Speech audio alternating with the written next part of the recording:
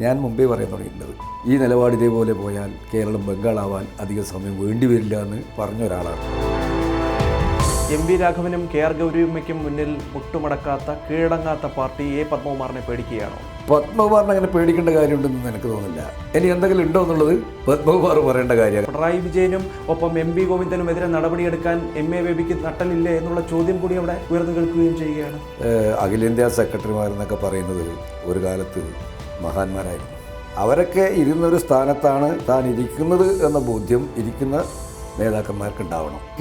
അങ്ങനെയുള്ള ഒരു സെക്രട്ടറി ആ വീഴ്ചകൾ കൃത്യമായി സംസ്ഥാന നേതൃത്വത്തിൽ അവതരിപ്പിക്കുകയും അത് തുറന്നു പറയുകയും ചെയ്യണ്ടേ? തീർച്ചയായിട്ടും അത്തരം ആ സെക്രട്ടറി ചെയ്യേണ്ടത് ഈ വീഴ്ചകൾ തിരുത്തിക്കുന്നതിനാവശ്യമായ സംഘടനാപരമായ ഇടപെടൽ നടത്താൻ ആ സെക്രട്ടറി കഴിയണം. പത്മകുമാറിനെ പേടിച്ചുകൊണ്ടാണോ ഇത്തരത്തിലൊരു നടപടിയിലേക്ക് CPM ഒരു മയപ്പെടുത്തിയുള്ള ഒരു സമീപനം സ്വീകരിച്ചിട്ടുള്ളത്? പത്മകുമാറിനെ നേരത്തെ തന്നെ നടപടി സ്വീകരിക്കേണ്ടതാണ്. തെറ്റുണ്ടോ ശരിയുണ്ടോ എന്ന് പിന്നീട് വലിയ തീരുമാനിക്കട്ടെ. തെറ്റില്ലെങ്കിൽ തിരിച്ചെടുക്കാമല്ലോ പാർട്ടിയിലേക്ക്. ഞാൻ ഇങ്ങനെ ഒരു പത്രസമ്മേളനം പറഞ്ഞു ചില കാര്യങ്ങൾ തുറഞ്ഞു പറഞ്ഞതിൻ്റെ പേരിൽ പത്രസമ്മേളനം കഴിഞ്ഞ് ഞാൻ വീട്ടിലെത്തുമ്പോഴേക്ക് രാത്രി തന്നെ എന്നെ പുറത്താക്കിയിരിക്കും. എന്നെ പാർട്ടി വലിയ തോതിൽ അവഗണിച്ചിട്ടുണ്ട്. പിന്നീട് അവസാന ഘട്ടത്തിലും എന്നെ ചവിട്ടി അരച്ച് ശരിയാക്കാൻ നോക്കുന്ന ഘട്ടത്തിലാണ് ഞാൻ പ്രതിഷേധിച്ചത്. പത്മകുമാർ പറഞ്ഞ ദൈവതുല്യൻ അതാരാണെന്ന് അറിയാനുള്ള അവസരം നമുക്ക് നഷ്ടപ്പെട്ടിട്ടുണ്ടോ? അതെനിക്ക് അദ്ദേഹം ആരെയാണ് ഉദ്ദേശിച്ചത് എനിക്കറിയില്ല.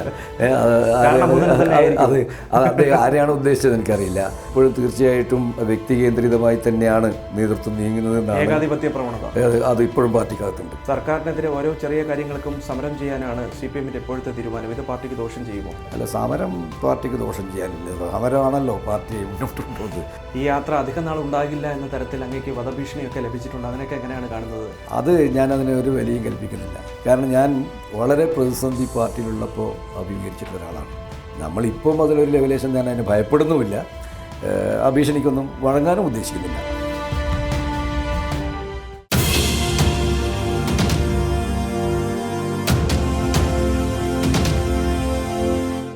നമസ്കാരം. എല്ലാ പ്രിയപ്പെട്ട പ്രേക്ഷകർക്കും സി മലയാളം ന്യൂസിലേക്ക് സ്വാഗതം. മുഖാമുഖത്തിൽ ഇന്ന് എനിക്കൊപ്പം ആമുഖങ്ങളോ മുഖവുരകളോ ആവശ്യമില്ലാത്ത ഒരു ജനപ്രതിനിധിയാണുള്ളത്. TK ഗോവിന്ദൻ മാഷ്. നമസ്കാരം. നമസ്കാരം. നിയമസഭാ തെരഞ്ഞെടുപ്പിൽ CPM തോറ്റമ്പിയതിനെ കുറിച്ചുള്ള ചർച്ചകളും കോലാഹലങ്ങളും ഒക്കെ തന്നെ പാർട്ടിയിൽ അവസാനിച്ചിട്ടുണ്ട്. സംവിധാനം എങ്ങനെ ഉടച്ചു വാർക്കണം എന്നത് സംബന്ധിച്ചുള്ള ചർച്ചകളിലൂടെയാണ് ഇപ്പോൾ മുന്നോട്ട് പോകുന്നത്. മാറ്റം സംഭവിക്കുമോ ഈ പാർട്ടി?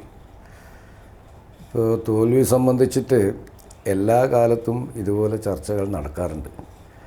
പക്ഷേ എൻ്റെ അനുഭവം ആ ചർച്ചയുടെ ഫലമായി ഒരു മാറ്റവും ഇതിനു മുമ്പ് നടന്നതായിട്ടില്ല. എൻ്റെ അനുഭവത്തിലില്ല. ഇതും അതുപോലെ തന്നെ ആവാനാണ് സാധ്യത എന്നാണ് അവരുടെ പൊതുവായ വിലയിരുത്തൽ കേൾക്കുമ്പോൾ മനസ്സിലാക്കാൻ വേണ്ടി കഴിയുക. യഥാർത്ഥ കാരണം കണ്ടെത്തി അത് പരിഹരിക്കുന്നതിനാവശ്യമായിട്ടുള്ള നിലപാടിലേക്കല്ല CPM പോകുന്നത് എന്നാണ് അവരുടേതായ ചില പ്രസ്താവനകളിലൂടെയും അതുപോലെ തന്നെ റിപ്പോർട്ടിങ്ങുകളിലൂടെയൊക്കെ തന്നെ മനസ്സിലാക്കാൻ വേണ്ടി കഴിയുന്നത്.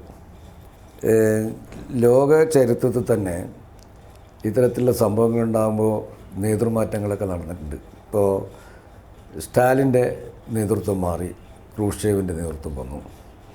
അതിനുശേഷം പിന്നീട് ബ്രെഷ്നേവും അതുപോലെ പുതിയ നേതൃത്വം സോവിയറ്റ് യൂണിയനിൽ വന്നു. പക്ഷേ ഒരു പാർട്ടിയിൽ തിരിച്ചടി ഉണ്ടാകുമ്പം സ്വാഭാവികമായും നേതൃത്വമാറ്റം ലോക കമ്മ്യൂണിസ്റ്റ് പാർട്ടിക്കകത്ത് പോലും ഉണ്ടായിട്ടുണ്ട്.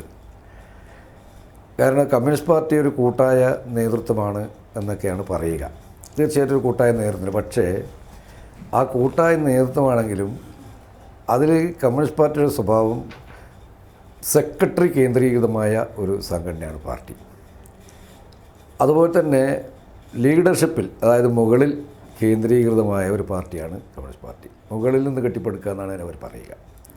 അതാണ് കമ്മ്യൂണിസ്റ്റ് പാർട്ടി. അതുകൊണ്ട് തന്നെ മുകളിലുള്ളവർ തീരുമാനിക്കുന്നു, താഴെ നടപ്പിലാക്കുന്നു. താഴെ നിന്ന് കേട്ട് മുകളിൽ തീരുമാനിക്കുക എന്ന പാർട്ടിയുടെ ജനാധിപത്യ രീതി പാർട്ടിയിൽ പാലിക്കപ്പെടുന്നില്ല. അതിൻ്റെ ഒരു പ്രത്യാഘാതമാണ് ഈ കാലയളവിൽ പാർട്ടിക്ക് നേരിടേണ്ടി വന്നതെന്നാണ് എൻ്റെ ഒരു അഭിപ്രായം. പാർട്ടിക്കാർ പറഞ്ഞിട്ടും പിണറായി വിജയൻ പ്രതിപക്ഷ നേതൃസ്ഥാനത്ത് ഉറച്ചിരിക്കുകയാണ്. അദ്ദേഹത്തിന് ആ സ്ഥാനത്ത് നിന്ന് മാറേണ്ടി വരുമോ? പിണറായി CPMനെ സംബന്ധിച്ച് അത് കരുത്തുള്ള നേതാവ് തന്നെയാണ്. അതുകൊണ്ട് തന്നെയാണ് പിണറായി പ്രതിപക്ഷ സ്ഥാനത്ത് തുടരണമെന്ന് പാർട്ടി തീരുമാനിച്ചിട്ടുണ്ടാവുക. അതിൽ ആ പാർട്ടിയാണ് ആ തീരുമാനം എടുക്കേണ്ടത്. ആര് പ്രതിപക്ഷ നേതാവാകണം, ആര് മുഖ്യമന്ത്രിയാവണം എന്നൊക്കെ തീരുമാനിക്കുക. അത് പാർട്ടികളാണ്. ആ പാർട്ടികൾ തീരുമാനിച്ചാൽ അത് നമ്മൾ അനുസരിക്കുക എന്നുള്ളതാണല്ലോ രീതി. ഇപ്പോൾ PD സതീശൻ മുഖ്യമന്ത്രിയാവണമെന്ന് കോൺഗ്രസ് തീരുമാനിച്ചു, അത് അംഗീകരിച്ചു. പ്രതിപക്ഷ നേതാവ് പിണറായി ആവണമെന്ന് CPM തീരുമാനിച്ചു, അത് നടപ്പിലായി. അതിലിനി ഒരു അഭിപ്രായം പറയാൻ എനിക്കതിൽ യാതൊരു വിധത്തിലുള്ള പങ്കും ഇല്ലാത്ത ഒരാളാണ്. കാരണം എനിക്കതിലൊരു പങ്കാളിത്തം ഇല്ല അത്തരം തീരുമാനങ്ങളിൽ.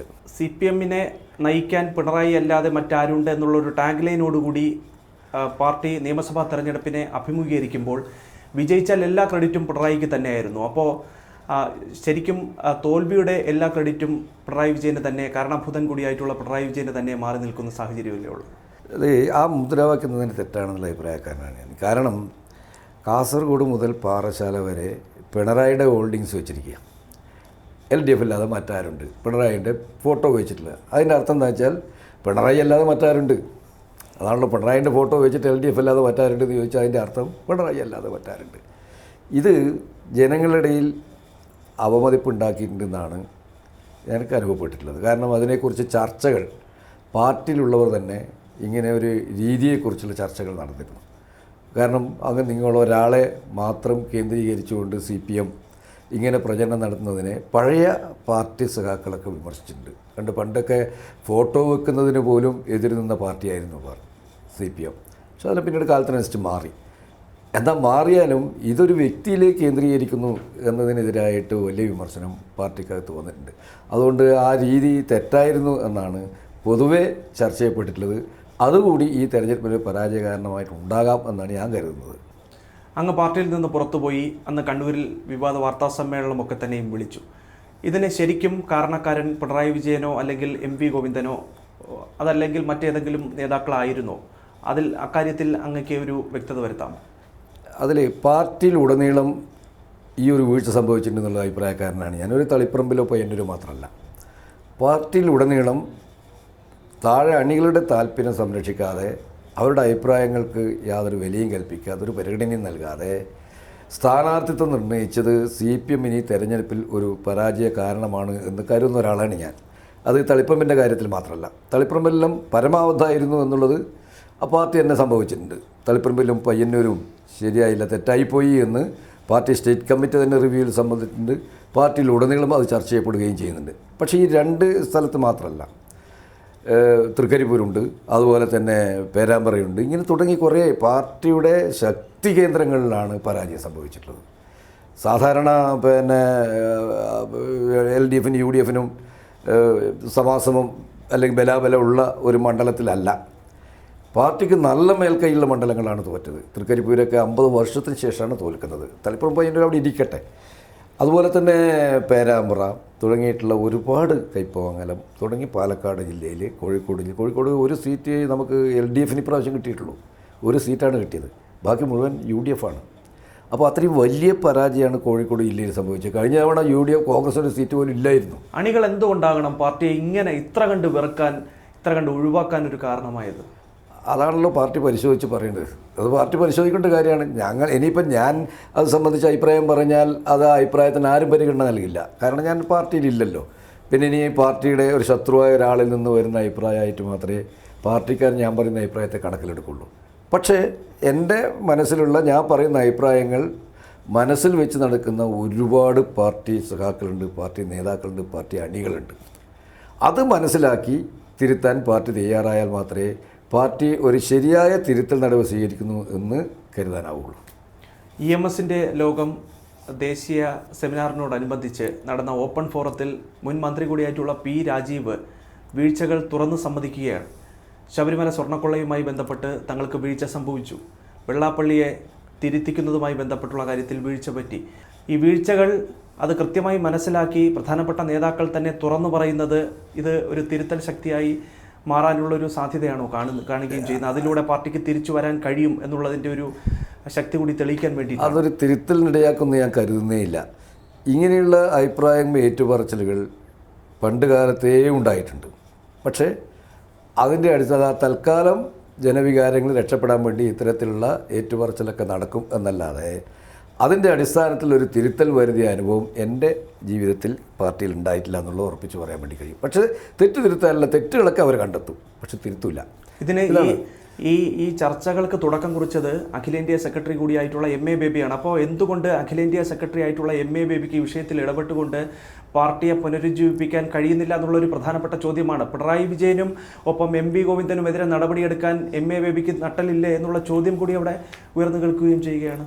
അല്ല, അത് സംബന്ധിച്ച് ഞാൻ അഭിപ്രായം പറയുന്നില്ല. കാരണം CPM-ൻ്റെ അഖിലേന്ത്യാ സെക്രട്ടറിമാരെന്നൊക്കെ പറയുന്നത് ഒരു കാലത്ത് മഹാന്മാരായിരുന്നു. വലിയ വലിയ സുർജിത്ത്, EMS തുടങ്ങി സുന്ദരയ്യ. പക്ഷേ അതുപോലെ തന്നെ ആളെ ഇപ്പോഴുണ്ടാകണമെന്ന് കരുതാൻ വേണ്ടി കഴിയില്ല. പക്ഷേ ആ സ്ഥാനത്ത് എത്തിക്കഴിഞ്ഞാൽ അവരൊക്കെ ഇരുന്നൊരു സ്ഥാനത്താണ് താൻ ഇരിക്കുന്നത് എന്ന ബോധ്യം ഇരിക്കുന്ന നേതാക്കന്മാർക്ക് ഉണ്ടാവണം. അത് വെച്ചുകൊണ്ട് മുകളിൽ നിന്ന് കെട്ടിപ്പടിക്കുന്ന പാർട്ടിയാകുമ്പോൾ കേന്ദ്ര കമ്മിറ്റിയാണ് തിരുത്തിരിക്കേണ്ടത്. കേന്ദ്ര കമ്മിറ്റി സെക്രട്ടറിയാണ് ബേബി സഖാവ്. തീർച്ചയായിട്ടും അദ്ദേഹം ഈ തിരുത്തൽ നടപടിക്ക് നേതൃത്വം കൊടുക്കേണ്ട ആളാണ്. എത്രമാത്രം അദ്ദേഹത്തിന് സാധിക്കുമെന്നുള്ളത് എനിക്ക് പറയാൻ വേണ്ടി കഴിയില്ല. അതിന് മാത്രമുള്ള ഇവിടുത്തെ പിണറായിയെയും കേരളത്തിലെ പാർട്ടിയെയും തിരുത്തിക്കാനുള്ള കരുത്ത് ബേബി സഖാവിനുണ്ട് എന്ന് എനിക്ക് തോന്നുന്നില്ല. അങ്ങനെയാണെന്നുണ്ടെങ്കിൽ അഖിലേന്ത്യാ നേതൃത്വത്തിൽ നിന്ന് അദ്ദേഹം മാറി നിൽക്കണോ അല്ലേ എന്ന് ഞാൻ പറയില്ല. അഖിലേന്ത്യാ നേതൃത്വം അദ്ദേഹം ഒരു പാർട്ടി തിരഞ്ഞെടുത്തതാണല്ലോ അദ്ദേഹത്തെ. മാറി നിൽക്കല്ല അദ്ദേഹം വേണ്ടത്. അദ്ദേഹം അഖിലേന്ത്യാ സെക്രട്ടറിയാണ്. CPM-നെ സംബന്ധിച്ചിടത്തോളം അതിൻ്റെ പരമാധികാര കമ്മിറ്റിയുടെ സെക്രട്ടറിയാണ്. അങ്ങനെയുള്ളൊരു സെക്രട്ടറി അങ്ങനെയുള്ള ഒരു സെക്രട്ടറി ആ വീഴ്ചകൾ കൃത്യമായി സംസ്ഥാന നേതൃത്വത്തിൽ അവതരിപ്പിക്കുകയും അത് തുറന്നു പറയുകയും ചെയ്യണ്ടേ? തീർച്ചയായിട്ടും ആ സെക്രട്ടറി ചെയ്യേണ്ടത് ഈ വീഴ്ചകൾ സംസ്ഥാന കമ്മിറ്റിയിൽ പറയുകയും മാത്രമല്ല, ഈ വീഴ്ചകൾ തിരുത്തിക്കുന്നതിനാവശ്യമായ സംഘടനാപരമായ ഇടപെടൽ നടത്താൻ ആ സെക്രട്ടറി കഴിയണം. അതാ സെക്രട്ടറിയുടെ കരുത്ത്. പക്ഷെ അത് ബേബി സഖാവിന് സാധിക്കും എന്ന് എനിക്ക് തോന്നുന്നില്ല. ശബരിമല സ്വർണ്ണക്കൊള്ളയുമായി ബന്ധപ്പെട്ട് നേരത്തെ അറസ്റ്റിലായ മുൻ ദേവസ്വം ബോർഡ് അധ്യക്ഷൻ കൂടിയായിരുന്ന A. പത്മകുമാർ, അദ്ദേഹത്തിന് എതിരെ ഇപ്പോൾ പാർട്ടി നടപടി സ്വീകരിച്ചിട്ടുണ്ട്. മയപ്പെടുത്തിയൊരു നടപടിയാണ് എന്നുള്ളതാണ് രാഷ്ട്രീയ വിലയിരുത്തലുകളിൽ നിന്ന് പുറത്തു വരികയും ചെയ്യുന്നത്. സസ്പെൻഷൻ നടപടിയാണ്. അപ്പോൾ ഒരു കടുത്ത നടപടിയിലേക്ക് പോയി കഴിഞ്ഞാൽ ഇതിനകത്ത് പങ്കുള്ള ഒരു ഉന്നത CPM നേതാവിൻ്റെ പേര് കൂടി അദ്ദേഹം വെളിപ്പെടുത്തുമെന്ന തരത്തിൽ നേരത്തെ തന്നെ വാർത്തകളൊക്കെ പുറത്തു വന്നിരുന്നതാണ്. അങ്ങനെയുള്ള ഒരു പത്മകുമാറിനെ പേടിച്ചുകൊണ്ടാണോ ഇത്തരത്തിലൊരു നടപടിയിലേക്ക് CPM ഒരു മയപ്പെടുത്തിയുള്ളൊരു സമീപനം സ്വീകരിച്ചിട്ടുള്ളത്? പത്മകുമാറിനെ നേരത്തെ തന്നെ നടപടി സ്വീകരിക്കേണ്ടതാണ്. തെറ്റുണ്ടോ ശരിയുണ്ടോ എന്ന് പിന്നീട് വലിയ തീരുമാനിക്കട്ടെ. തെറ്റില്ലെങ്കിൽ തിരിച്ചെടുക്കാമല്ലോ പാർട്ടിയിലേക്ക്. പക്ഷേ അത്തരത്തിൽ നടപടിയിലേക്ക് പത്മകുമാറിനെതിരെ പോയില്ല. ഞാൻ ഇങ്ങനെ ഒരു പത്രസമ്മേളനം പറഞ്ഞ ചില കാര്യങ്ങൾ തുറന്നു പറഞ്ഞതിൻ്റെ പേരിൽ പത്രസമ്മേളനം കഴിഞ്ഞ് വീട്ടിലെത്തുമ്പോഴേക്ക് രാത്രി തന്നെ എന്നെ പുറത്താക്കിയിരിക്കുന്നു. സാധാരണ പാർട്ടി പ്രവർത്തകനായി CPM-ന് വേണ്ടി അക്ഷീണം പ്രയത്നിച്ച് പ്രധാനപ്പെട്ട ചുമതലകളിലേക്ക് വന്ന് എന്നിട്ട് പോലും സംസ്ഥാന ചുമതലകളിലേക്ക് അങ്ങേ എത്തിക്കാതെ ഇതിനകത്ത് ഒരു വലിയ വെട്ടിനിരത്തിൽ നടന്നു എന്നുള്ളതാണ്. തീർച്ചയായിട്ടും എന്നെ പാർട്ടി വലിയ തോതിൽ അവഗണിച്ചിട്ടുണ്ട്. വലിയ തോതിൽ ഞാനതിൽ പരാതിയൊന്നും പെട്ടിട്ടില്ല, അതൃപ്തിയും പ്രകടിപ്പിച്ചിട്ടില്ല. കാരണം അതൊക്കെ ഒരു പാർട്ടി രീതിയിൽ അങ്ങനെ വന്നു പോകുന്നതാണ്. പക്ഷേ പിന്നീട് അവസാന ഘട്ടത്തിലും എന്നെ ചവിട്ടി അരച്ച് ശരിയാക്കാൻ നോക്കുന്ന ഘട്ടത്തിലാണ് ഞാൻ പ്രതിഷേധിച്ചിട്ടില്ല. ഇല്ലെങ്കിൽ ഞാൻ പാർട്ടി പറയുന്നത്, മേൽ കമ്മിറ്റി പറയുന്നത് അതേപോലെ അനുസരിച്ച് താഴെ നടപ്പിലാക്കുന്ന ഒരാളാണ്. ഈ കാലത്രയും ഒരു ഘട്ടത്തിൽ പോലും പാർട്ടിക്ക് എൻ്റെ വീട്ടിൽ സംഘടന നടപടി സ്വീകരിക്കേണ്ടതില്ല. നിരവധി നേതാക്കളുടെ വീട്ടിൽ നിരവധി ആരോപണങ്ങൾ ഉയർന്നു വന്നിട്ടുണ്ട്. എൻ്റെ വീട്ടിൽ അങ്ങനെ ഈ കാലയളവിൽ ഒരു പോലും പാർട്ടിയിൽ ഒരു ആരോപണം ഉയർന്നു വന്നിട്ടില്ല, ഒരു നടപടി സ്വീകരിക്കേണ്ടി വന്നിട്ടില്ല, അങ്ങനെയൊന്നും വേണ്ടി വന്നിട്ടില്ല. ഇപ്പോഴാണ് എൻ്റെ വീട്ടിൽ നടപടി സ്വീകരിച്ചത്. അതിന് പ്രധാന കാരണം ഈ ഒരു കാരണമാണ്. യഥാർത്ഥത്തിൽ പാർട്ടിയിൽ ഉടനെ തന്നെ നടപടി സ്വീകരിക്കാൻ പറ്റുന്ന വകുപ്പുകൾ പാർട്ടി ഭരണഘടനയിലുണ്ടല്ലോ. എന്നാൽ ഇതുപോലെ പാർട്ടിക്ക് ഡാമേജ് ഉണ്ടാക്കിയിട്ടുള്ള പത്മകുമാറിനെ, ദേവസ്വം ബോർഡിൻ്റെ പ്രസിഡന്റ് പത്മകുമാറിനെ നടപടിയെടുക്കാൻ ഇത്രയും കാലം വൈകിപ്പിച്ചത് എന്തിന് എന്ന ചോദ്യം അണികൾ ചോദിക്കുന്നുണ്ട്. അതിന് ഇവർ ഉത്തരം പറയണം. എന്നിട്ടിപ്പോൾ എടുത്ത നല്ലത് എന്താ വെച്ചാൽ കേവലം പാർട്ടിയിലേക്ക് തിരിച്ചു വരാനുള്ള നടപടിയാണ്. പാർട്ടിനെ എക്സ്പെൽ ചെയ്യുന്നു, പുറത്താക്കുന്നില്ല. പാർട്ടിയിലേക്ക് ഇപ്പോൾ അയാൾക്ക് തിരിച്ചു വരാം. ആദ്യമേ അവർക്ക് വഴി തെറ്റിയിരിക്കുന്നു. യഥാർത്ഥത്തിൽ ആദ്യം തന്നെ പാർട്ടിക്ക് തെറ്റുപറ്റിയിരിക്കുന്നത്. ഇങ്ങനെയൊരു സംഭവം പാർട്ടിക്ക് വലിയ ദോഷമുണ്ടാക്കും. അങ്ങനെയുള്ള ആളെ സംരക്ഷിക്കുന്നു എന്നൊരു തോന്നലുണ്ടായാൽ അതാണ് പാർട്ടിയുടെ ഏറ്റവും വലിയ കുറ്റമായിട്ട് ജനങ്ങൾ വിലയിരുത്തുക. അപ്പോൾ അങ്ങനെ വരുമ്പോൾ സ്വാഭാവികമായിട്ടും എന്ത് വേണം, ഇങ്ങനൊരു തെറ്റ് കണ്ടു കഴിഞ്ഞാൽ അന്നേരം തന്നെ ശക്തമായ നടപടിയിലേക്ക് പോകണമായിരുന്നു. വേണമെങ്കിൽ ഈ സസ്പെൻഷൻ അമ്മാവായിരുന്നു. അന്ന് സസ്പെൻഷൻ ആയിട്ടുണ്ട്, കേസ് കാര്യങ്ങളിൽ അയാൾ രക്ഷപ്പെട്ടു വരുന്നു, തിരിച്ച് പാർട്ടിയിലേക്ക്. പത്മകുമാർ പറഞ്ഞ ദൈവതുല്യൻ അതാരാണെന്ന് അറിയാനുള്ള അവസരം നമുക്ക് നഷ്ടപ്പെട്ടിട്ടുണ്ടോ? അതെനിക്ക് അദ്ദേഹം ആരെയാണ് ഉദ്ദേശിച്ചത് എനിക്കറിയില്ല. അദ്ദേഹം ആരെയാണ് ഉദ്ദേശിച്ചത് എനിക്കറിയില്ല. പക്ഷേ അന്ന് ഇത്രയേ ഉള്ളൂ, അന്ന് അയാളെ വീട്ടിൽ നടപടി സ്വീകരിച്ച് പാർട്ടിയോട് പറയണമായിരുന്നു. എന്നിട്ട് അയാൾ കുറ്റവിമുക്തനായിട്ട് വരുന്നു, അതും പാർട്ടിയോട് പറയാമായിരുന്നു. അതിന് പകരം അയാളെ സംരക്ഷിച്ചൊരു കൊല്ലം സംരക്ഷിച്ച് നിർത്തി ജനങ്ങളിൽ നിന്ന് ആക്ഷേപങ്ങൾ ഉയർന്ന് അതിൻ്റെ പേരിൽ തെരഞ്ഞെടുപ്പിൽ തന്നെ വലിയൊരു തിരിച്ചടി ഉണ്ടായി. ഇപ്പോഴാണ് അദ്ദേഹത്തെ സസ്പെൻഡ് ചെയ്യുന്നത്. ഇത് അദ്ദേഹത്തെ സംരക്ഷിക്കുന്നതിന് വേണ്ടി പാർട്ടി നടത്തിയിട്ടുള്ള ഒരു ഒളിച്ചുകളിയുടെ ഭാഗമായിട്ടാണെന്നാണ് ഞാൻ കരുതുക. ഇല്ലെങ്കിൽ എന്നെ 24 മണിക്കൂർ എടുത്തിട്ടില്ലല്ലോ, 2 ദിവസം പോലും എന്നിട്ട് എന്നെ ഇങ്ങനെ പുറത്താക്കിയെന്നും കൂടെ എന്നോട് പറഞ്ഞില്ല. ഞാൻ പിന്നെ ടി വിയിലല്ലേ കേൾക്കുന്നത് പുറത്താക്കിയതായിട്ട്. എന്നെ ആരും വിളിച്ചിട്ട് പക്ഷേ നിങ്ങൾ ഈ തോന്നിയ അവസ്ഥയൊക്കെ ചെയ്തുകൊണ്ട് നിങ്ങളെ പാർട്ടി പുറത്താക്കിയിരിക്കുന്ന ഒരു നേതാവ് പറഞ്ഞില്ലല്ലോ, ഒരു ജില്ലാ നേതാവ് പറഞ്ഞില്ലല്ലോ. എന്ത് ജനാധിപത്യം ഇത്? അതുപോലെ തന്നെ എൻ്റെ ഭാര്യയെ പുറത്താക്കി പറഞ്ഞില്ലല്ലോ, നിങ്ങളെങ്ങനെ പുറത്താക്കിയിരിക്കുന്നു എന്ന്. എൻ്റെ ഭാര്യ പാർട്ടി ഏരിയ കമ്മിറ്റി മെമ്പറായിരുന്നു, അവർ ഇതേപോലെ പുറത്താക്കി. എന്തിനാണ് പുറത്താക്കിയത്? എൻ്റെ ഒരു തെരഞ്ഞെടുപ്പ് യോഗത്തിൽ പങ്കെടുത്തു എന്നുള്ള ഒരു കുറ്റം, അതാണ് അവർ ചെയ്ത കുറ്റം. നിങ്ങൾ നോക്കണം, ഇത്രയും നിസ്സാരമായ കുറ്റത്തിന്, ഒരു വലിയ കുറ്റത്തിന് വിശദീകരണം ചോദിക്കാനുള്ള നടപടിയെടുക്കുക വകുപ്പ് ഭരണഘടനയിലുണ്ട്. എന്നാൽ എൻ്റെ ഒരു തെരഞ്ഞെടുപ്പ് യോഗത്തിൽ പങ്കെടുത്തു എന്നുള്ള ഒരൊറ്റ കുറ്റത്തിന് വിശദീകരണം പോലും ചോദിക്കാതെ പുറത്താക്കുകയും പുറത്താക്കിയ വിവരം അറിയിക്കാതിരിക്കുകയും ജനാധിപത്യ രീതി. ഇങ്ങനെയൊക്കെ നടപടിയെടുക്കാനുള്ള അധികാരം പാർട്ടിക്ക് ഉണ്ട് എന്ന് തെളിയിക്കുകയാണോ? ചില സന്ദർഭത്തിൽ വിശദീകരണം ചോദിക്കാതെ നടപടി സ്വീകരിക്കാനുള്ള അധികാരം പാർട്ടിക്കുണ്ട്, ഭരണഘടനയിലുണ്ട്. എന്നാൽ അങ്ങനെ ആ നടപടി സ്വീകരിച്ചാലും നിങ്ങളെ ഇന്ന പോലെ ചെയ്തിരിക്കുന്നു എന്ന് വിളിച്ചിട്ട് പറയാനോ അല്ലെങ്കിൽ എഴുതി തരാനോ ഉള്ള ബാധ്യത പാർട്ടിക്കുണ്ട്. അത് ജനാധിപത്യ മര്യാദയാണ്, അത് പാർട്ടിൻ്റെ അവകാശമാണ്. അത് പാലിക്കപ്പെട്ടില്ല. ഇപ്പോൾ ഇതിൻ്റെ പേരിൽ ചില പാർട്ടി മെമ്പർമാർ പുറത്താക്കിയിട്ടുണ്ട്. അതുവരെ ഇതേപോലെ തന്നെ ഒരു വിശദീകരണവും ഇല്ല, നിങ്ങൾ പുറത്താക്കിയെന്നും പറയുന്നില്ല. അപ്പോൾ ഇത് കാണിക്കുന്നത് എന്താണെന്ന് വെച്ചാൽ പാർട്ടിക്കകത്ത് ഇപ്പോഴും നടക്കുന്ന ഈ രീതി, ഇതാണ് ഉൾപാർട്ടി ജനാധിപത്യം എന്നും ഒക്കെ പാർട്ടി പറയുന്നത്. അതില്ലാതായി പോയിക്കൊണ്ടിരിക്കുകയാണ് പാർട്ടി. അതിൻ്റെ അർത്ഥം എന്താ വെച്ചാൽ കമ്മ്യൂണിസ്റ്റ് പാർട്ടി അതല്ലാതായിക്കൊണ്ടിരിക്കുന്നു. ഇപ്പോഴും ഈ ഏക വ്യക്തിയിലേക്ക് തന്നെ പാർട്ടി സംവിധാനം കേന്ദ്രീകരിച്ചിരിക്കുന്ന ഒരു സാഹചര്യമാണല്ലേ നിലവിലുള്ളത്? ഇപ്പോഴും തീർച്ചയായിട്ടും വ്യക്തി കേന്ദ്രീതമായി തന്നെയാണ് നേതൃത്വം നീങ്ങുന്നത്. ഏകാധിപത്യ പ്രവണത അത് ഇപ്പോഴും പാർട്ടിക്കകത്തുണ്ട്. രാഷ്ട്രീയപരമായിട്ടുള്ള സമീപനം, ധാർഷ്ട്യം എന്നല്ല അതിന് പറയാം. പാർട്ടി കൂട്ടായി എടുക്കേണ്ട തീരുമാനം ഒരു വ്യക്തി എടുക്കുകയും ആ തീരുമാനം കൂട്ടായ തീരുമാനമാണ് എന്ന് വരുത്തി പാർട്ടി റിപ്പോർട്ട് ചെയ്യുകയും ചെയ്യുന്ന രീതി, അതാണ്. ഒരു വ്യക്തി എടുക്കുക എന്നിട്ട് പറയുക ഇത് പാർട്ടി സ്റ്റേറ്റ് സെക്രട്ടേറിയറ്റ് എടുത്തത് അല്ലെ കൂട്ടായെടുത്ത തീരുമാനമാണെന്ന് പറയുക. അപ്പോൾ ഇങ്ങനെ വരുന്ന രീതിയാണ് സ്വേച്ഛാധിപത്യം എന്ന് പറയുന്നത്. സ്വേച്ഛാധിപത്യം ഒരു കമ്മിറ്റിയെ കൊണ്ട് അംഗീകരിപ്പിക്കുക. ഇത് പണ്ട് ഹിറ്റ്ലർ ഇതൊക്കെ ചെയ്തിട്ടുണ്ട്. അദ്ദേഹം ജനാധിപത്യ രീതിയിൽ തിരഞ്ഞെടുക്കപ്പെട്ടിട്ടാണ് ഹിറ്റ്ലർ അധികാരത്തിൽ വന്നത്. അവസാനമാണ് ആ അധികാരത്തെത്തിയ പാർലമെൻറ്റിനെ അദ്ദേഹം പിന്നെ പിരിച്ചുവിട്ടു, തീ വെച്ചു, എന്നിട്ട് അത് അതിൻ്റെ കുറ്റം കമ്മ്യൂണിസ്റ്റ് വേലത്തിൽ ചുമത്തി. ഇത്രയും മുതിർന്ന അംഗങ്ങളായിട്ടുള്ള ആളുകൾ പാർട്ടിയിൽ ഉണ്ടായിട്ട് പോലും പിണറായി വിജയനും എം വി ഗോവിന്ദനും പറയുന്നത് തന്നെ ശരിയെന്ന് ഇപ്പോഴും പറഞ്ഞുകൊണ്ടിരിക്കുകയാണ്.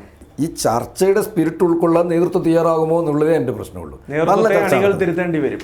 നല്ല ചർച്ച ഞാനിപ്പോൾ കേൾക്കുന്നത്, നല്ല ചർച്ച പാർട്ടിയിൽ നടക്കുന്നുണ്ട്, നല്ല ചർച്ച നടക്കുന്നുണ്ട്. പക്ഷേ ആ ചർച്ചയുടെ സ്പിരിറ്റ് ഉൾക്കൊണ്ട് മാറ്റം വരുത്താൻ നേതൃത്വം തയ്യാറാകുമോ എന്നുള്ളതാണ്. ഈ സ്വയം വിമർശനങ്ങളൊക്കെ കൃത്യമായി നേതാക്കൾ ഉൾക്കൊള്ളുന്നുണ്ടോ?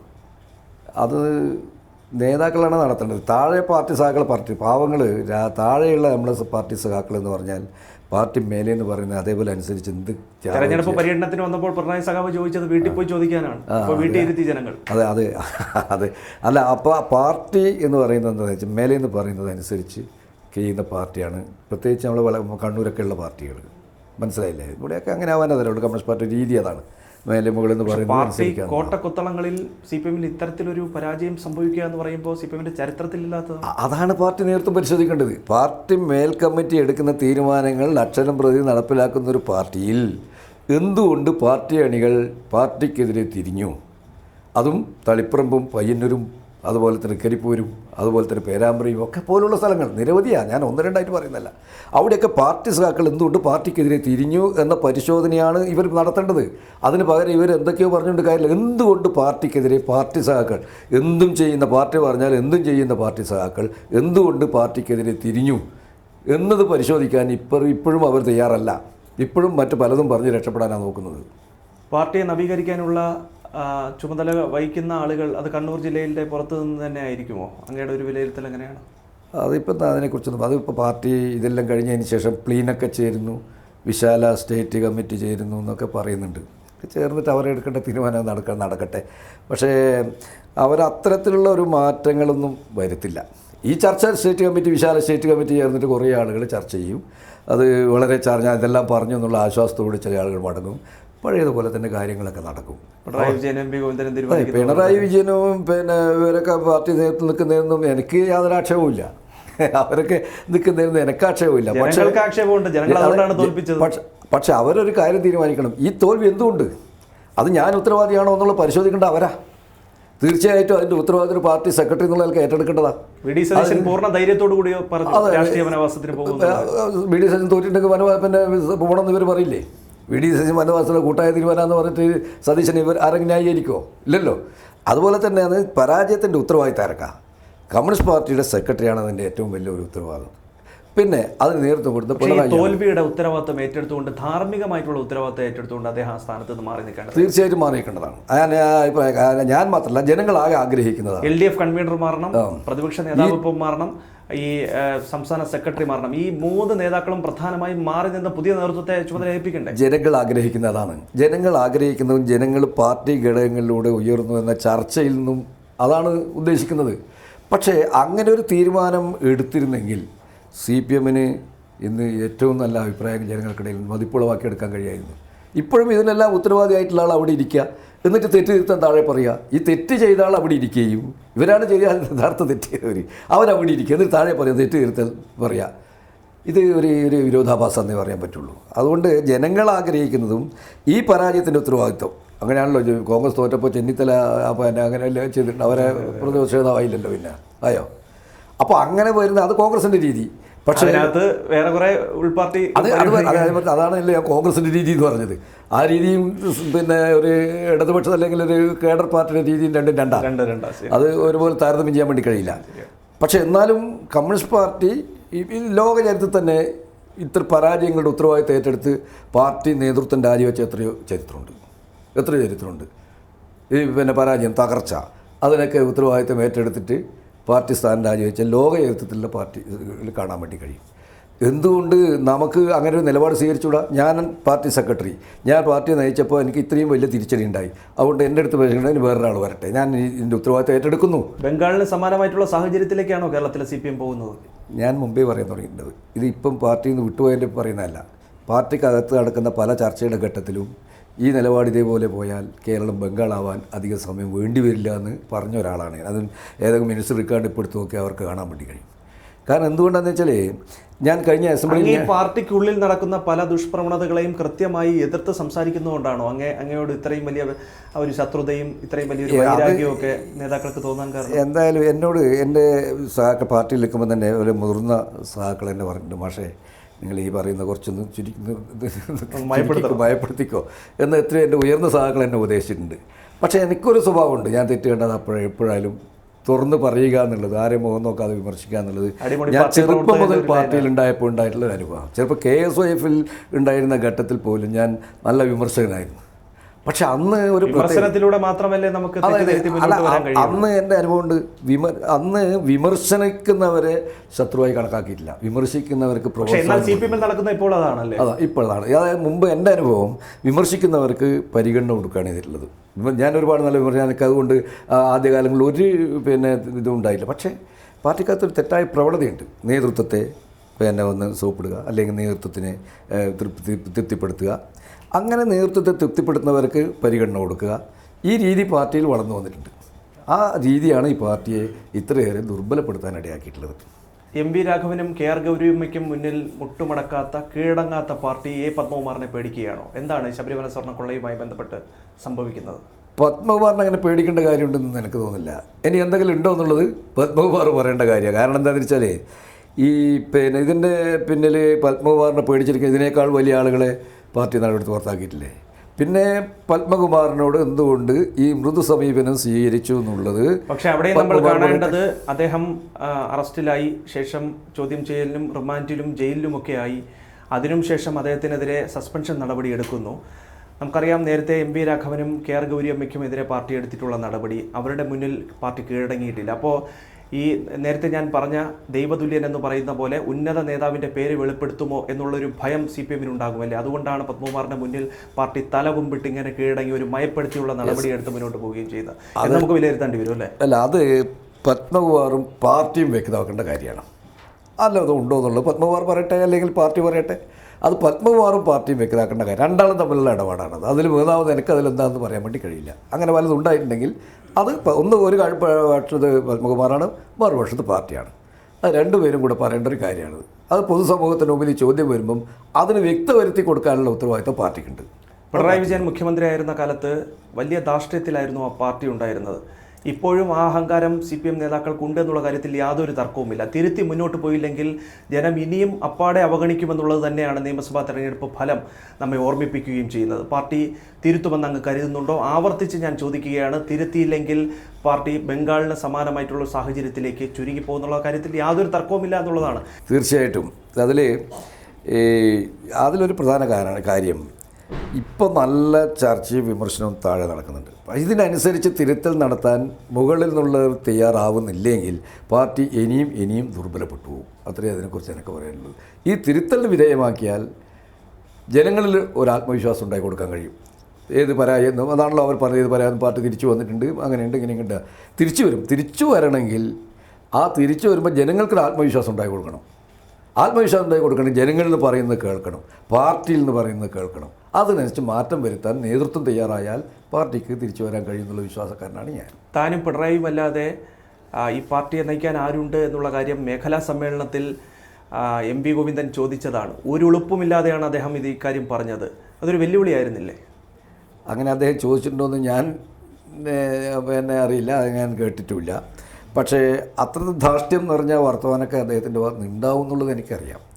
ഒന്ന് നിങ്ങൾ കാണേണ്ടത്, ഈ പാർട്ടിക്കിനെ ഏറ്റവും കൂടുതൽ ജനങ്ങൾ വെറുക്കാനിടയായിട്ടുള്ളൊരു ഘടകം പാർട്ടി നേതൃത്വം, താഴെ തലം മുതൽ മേലെ തലമുള്ള പാർട്ടി നേതാക്കൾക്കുള്ള ധാർഷ്ട്യമാണ്. കണ്ണൂരുകാരായിട്ടുള്ള MP ഗോവിന്ദനും പിണറായി വിജയനും അല്ലാതെ ഈ പാർട്ടിയെ നയിക്കാൻ ആരുണ്ട്? മറ്റേതെങ്കിലും നേതാക്കളുണ്ടോ? അപ്പോൾ നമ്മൾ മനസ്സിലാക്കേണ്ട ജയരാജന്മാരില്ലേ, അല്ലെങ്കിൽ മറ്റുള്ള നേതാക്കളില്ലേ, സീനിയറായിട്ടുള്ള പല നേതാക്കളുമില്ലേ? അപ്പോൾ അവരെയൊക്കെ ഒഴിവാക്കുകയാണല്ലേ? അതെന്താണ് അദ്ദേഹം ഉദ്ദേശിക്കുന്നത് എനിക്കറിയില്ല. സാധാരണയായിട്ട് പാർട്ടിയിലൊരു നേതൃത്വ മാറ്റമൊക്കെ ഉണ്ടാവുക എന്ന് പറയുന്നത് സാധാരണയായി ഒന്നെങ്കിലും സമ്മേളനത്തിൻ്റെ ഭാഗമായിട്ട്, അല്ലെങ്കിൽ ഇങ്ങനെയുള്ള വലിയ പരാജയവും താർച്ചയും ഉണ്ടായതും ഘട്ടത്തിൽ പ്രത്യേക പ്ലീനം വിളിച്ച് ചേർത്തരും ഇന്ത്യയിലെ പാർട്ടിക്ക് തന്നെ ഉണ്ട്. പ്രത്യേക പ്ലീനങ്ങൾ ചേർന്നുകൊണ്ട് തിരുത്തലുകൾ വരുത്തുക, അങ്ങനെയെല്ലാമാണ് പാർട്ടി ചെയ്യേണ്ടത്. അങ്ങനെ ചെയ്യുമോ എന്ന് എനിക്കറിയില്ല.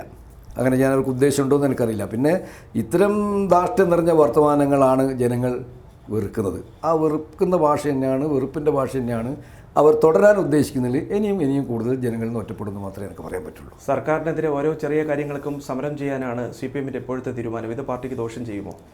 അല്ല, സമരം പാർട്ടിക്ക് ദോഷം ചെയ്യാനില്ല. സമരമാണല്ലോ പാർട്ടിയെ മുന്നോട്ട് കൊണ്ടുപോകുന്നത്. അതുകൊണ്ട് ഇനിയിപ്പോൾ സമരത്തിൻ്റെ കാലമായിരിക്കും പാർട്ടിക്ക്. കാരണം എന്ന് വെച്ചാൽ പാർട്ടി പ്രതിപക്ഷത്താണ്. പ്രതിപക്ഷത്തിരിക്കുമ്പോൾ സമരം ചെയ്യണം, അതവർ ചെയ്യട്ടെ. പക്ഷേ അവർ ഒരു കാര്യം പാർട്ടി മനസ്സിലാക്കേണ്ടതുണ്ട്. എന്തിനു വേദന സമരം ചെയ്ത് കഴിഞ്ഞാൽ ജനങ്ങൾ അതിൽ അവമതിപ്പേ ഉണ്ടാകുള്ളൂ. എന്തിനു വേദന സമരം, അത് ന്യായമായ കാര്യങ്ങൾക്ക് സമരം ഉപേക്ഷിച്ചൊരു കമ്മ്യൂണിസ്റ്റ് പാർട്ടിക്ക് പോകാൻ കഴിയുകയില്ല. അതേവസരം ഈ പറയുന്ന ഭരണം നഷ്ടപ്പെട്ടു പോയി എന്ന അങ്കലാപ്പിൽ നിലവിലുള്ള ഗവൺമെൻറ്റിനെ അലോസരപ്പെടുത്തുക എന്നുള്ള ലക്ഷ്യം വെച്ചുകൊണ്ടുള്ള സമരമാണെങ്കിൽ അത് ജനങ്ങൾ അംഗീകരിക്കാൻ പോകില്ല. പിണറായി വിജയൻ്റെ വീട്ടിൽ ED നടത്തിയ റെയ്ഡ്, അതേ തുടർന്നുണ്ടായ കോലാഹലങ്ങൾ, സഖാക്കൾ ഉദ്യോഗസ്ഥരെയൊക്കെ ആക്രമിച്ചത്, അത് വലിയ തിരിച്ചടിയായി മാറിയല്ലേ? ഈ ED അത് തിരിച്ചടിയായി മാറിയെന്നൊന്നും എനിക്കറിയാൻ ഞാനല്ല. കാരണം EDനെ കുറിച്ച് മുമ്പും ഇപ്പോഴും ഉള്ള അഭിപ്രായം, ED എന്ന് പറയുന്നത് രാഷ്ട്രീയ പകപോക്കലിന് വേണ്ടി കേന്ദ്ര ഗവൺമെൻറ് ആയുധമാക്കുന്നതാണ് EDനെ. കേന്ദ്ര ഗവൺമെൻറ് ആയുധമാണ് ED. ഇന്നലെ അത് രാഹുൽ ഗാന്ധിക്കെതിരായിട്ടുണ്ടാക്കി, സോണിയാഗാന്ധിക്കെതിരെ വന്നു. രാഷ്ട്രീയത്തിൽ ഇപ്പോൾ ചില നേതാക്കന്മാർക്കെതിരെ ED പരിശോധന നടത്തി, അവരെല്ലാം BJPയിലേക്ക് ചേർന്നു. അതോടുകൂടി EDൻ്റെ അവസാനിച്ചു. ബംഗാളിൻ്റെ അനുഭവമുണ്ട്, മഹാരാഷ്ട്രയുടെ അനുഭവമുണ്ട്.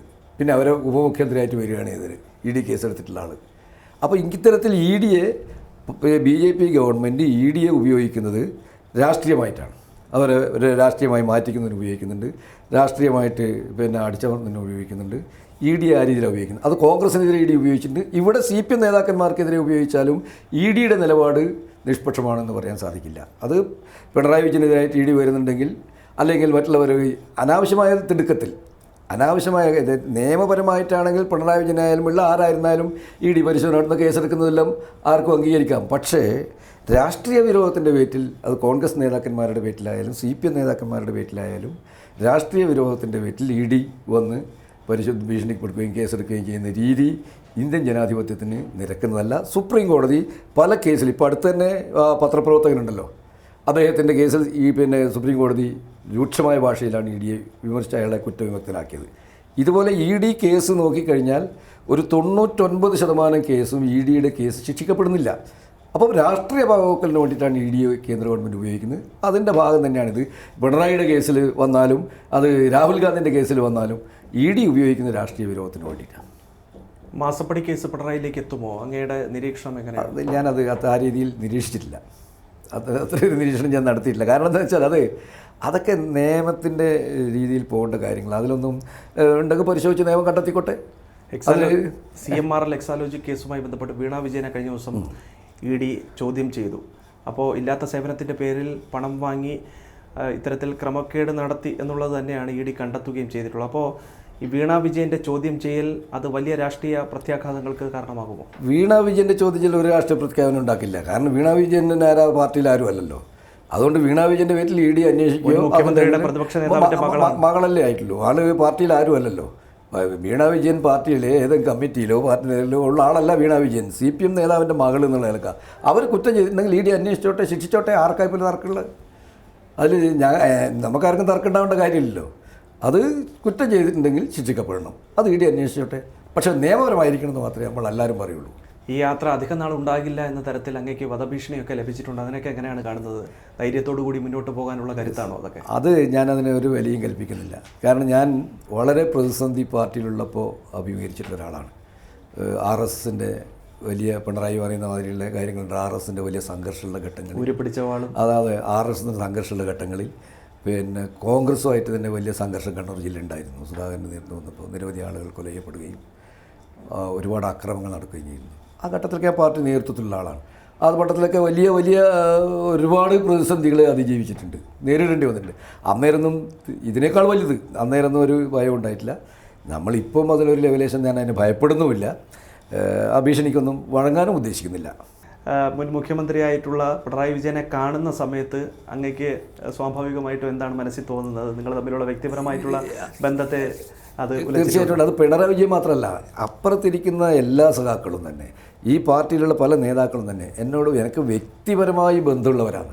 അവരെ കാണുമ്പോൾ എനിക്ക് സ്നേഹമുണ്ടാവും. എനിക്ക് അവരെ ഒരു ശത്രുവായിട്ടൊന്നും എനിക്ക് കാണാം. അവരെന്നെ ശത്രുവായി കാണുന്നുണ്ടാവും. അത് ഞാൻ എടുത്ത നിലപാടുകൊണ്ടാണ്. ഞാൻ അത്ര നിലപാട് സ്വീകരിച്ചപ്പോൾ എനിക്ക് എല്ലാ പിന്തുണയും തന്നത് UDF ആണ്. ആ UDFനെ എനിക്ക് തള്ളി പറയാൻ പറ്റുമോ? നിങ്ങൾ എന്നെ ചവിട്ടി പുറത്താക്കി 2 കൈ നീട്ടി സ്വീകരിച്ച UDF ആണ് പിന്തുണ നൽകിയത്. ആ UDFൻ്റെ പിന്തുണ നിൽക്കുന്നുണ്ട്. അതേ അവസരം ഞാൻ അപ്പുറത്തുള്ള ആളുകളൊക്കെ തന്നെ ഞാനുമായിട്ട് വ്യക്തിപരമായിട്ടും വളരെയേറെ സ്നേഹബന്ധത്തിൽ കഴിഞ്ഞവരാണ്. അവിടുത്തെ പാർട്ടി ഓരോ സഖാവിനെയും കാണുമ്പോൾ എനിക്ക് വളരെയധികം സ്നേഹം ഉണ്ടാവലുണ്ട്. എനിക്കൊരു വിരോധം ഉണ്ടാവേണ്ട കാര്യമില്ല. എന്നോട് അവർക്ക് വിരോധം ഉണ്ടാവും. അതിൽ എനിക്ക് അവരെ വിരോധിക്കേണ്ട കാര്യം എന്നെ സംബന്ധിച്ചില്ല. എനിക്കങ്ങനെ വിരോധമില്ല. ഈ സഹാക്കളെല്ലാം അവിടെയുള്ളവരെല്ലാം എൻ്റെ പ്രിയപ്പെട്ട സഹാക്കളാണ്. പക്ഷേ അവർക്ക് എന്നോട് വിരോധം ഉണ്ടെങ്കിൽ ആ വിരോധം കൊണ്ടു നടന്നോട്ടെ എന്ന് ഞാൻ വെക്കുന്നുള്ളൂ. അവസാനമായി ഒരു ചോദ്യം കൂടി. മുഖ്യമന്ത്രി VD സതീശൻ്റെ പ്രവർത്തനത്തെ അങ്ങ് എങ്ങനെയാണ് വീക്ഷിക്കുന്നത്? എങ്ങനെയാണ് നോക്കിക്കാണുന്നത്? VD സതീശൻ്റെ പ്രവർത്തനം എൻ്റെ തുടക്കത്തിലൊക്കെ നല്ല ഇത് തന്നെയാണ് ഉണ്ടായിട്ടുള്ളത്. എന്നാൽ പിന്നീട് ചില നിയമന പ്രശ്നങ്ങളൊക്കെ വന്നപ്പോൾ ചെറിയ തോതിലുള്ള അവമതിപ്പുണ്ടാവാനാണ്. അതൊക്കെ വേഗത്തിൽ തിരുത്തുകയും ചെയ്തിട്ടുണ്ട് അദ്ദേഹം. ഒരു കാര്യം പെശകാണ് എന്ന് ചൂണ്ടിക്കാണിക്കപ്പെട്ട് കഴിഞ്ഞാൽ ഒരു മാന്യനായിട്ടുള്ള ഒരാളെന്താ ചെയ്യുക? ആ തെറ്റ് ചൂണ്ടിക്കാണിച്ച് അത് തിരുത്തുക ചെയ്യുക. അതാണ് VD സതീശൻ ചെയ്തെന്താ? ചൂണ്ടിക്കാണിച്ച് ഉടനെ തന്നെ അത് തിരുത്തി. അത് അദ്ദേഹത്തിൻ്റെ മാന്യതയാണ്. CPM എപ്പോഴും തിരുത്തലില്ല എന്നുള്ളതാണ്. ഇല്ല, CPM തിരുത്തില്ല. ചൂണ്ടിക്കാണിച്ചാൽ ന്യായീകരിക്കാനാണ് നിൽക്കുക. അവരൊരു തെറ്റ് ചൂണ്ടിക്കാണിച്ചാൽ അതിനെ എത്രമാത്രം ന്യായീകരിക്കാൻ പറ്റുമോ ന്യായീകരിച്ച് അവസാനം ജനങ്ങളിൽ നിന്ന് വെറുത്ത് ഇതായിട്ട് വരുമ്പോഴേ അവർ അതിനെക്കുറിച്ച് ആലോചിക്കുള്ളൂ. പക്ഷേ VD സതീശൻ ചെയ്തതല്ല. ഇത് ശരിയല്ല എന്ന് അഭിപ്രായം വന്ന ഉടനെ തന്നെ VD സതീശൻ തിരുത്തിച്ചു. അതാണ് VD സതീശൻ്റെ പ്രത്യേകത. Thank you so much. ഏറ്റവും പുതിയ വാർത്തകളും വിശേഷങ്ങളും വിരൽ തുമ്പിലറിയാൻ Zee മലയാളം ന്യൂസ് എല്ലാ ഡിജിറ്റൽ പ്ലാറ്റ്ഫോമുകളിലും ലഭ്യം.